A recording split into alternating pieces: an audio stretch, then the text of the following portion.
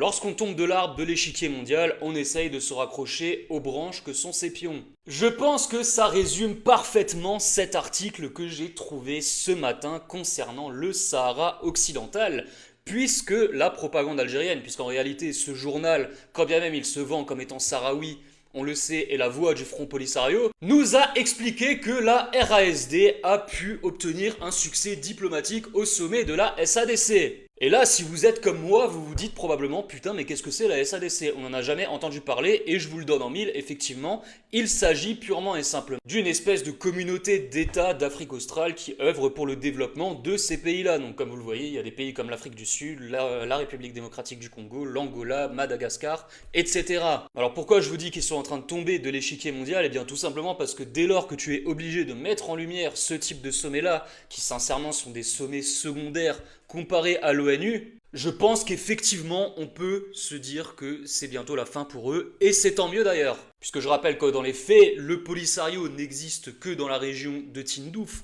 région où les Algériens d'ailleurs doivent se rendre munis d'un passeport, et que d'un autre côté, la plupart des pays puissants, donc, que sont la France, les États-Unis, le Royaume-Uni et très probablement bientôt la Russie et la Chine, ont soutenu le plan d'autonomie du royaume chérifien. Et j'ai envie de vous dire, c'est tout à fait logique, étant donné que, hors de toute considération idéologique, il s'agit du seul plan réaliste pour l'avenir de la région.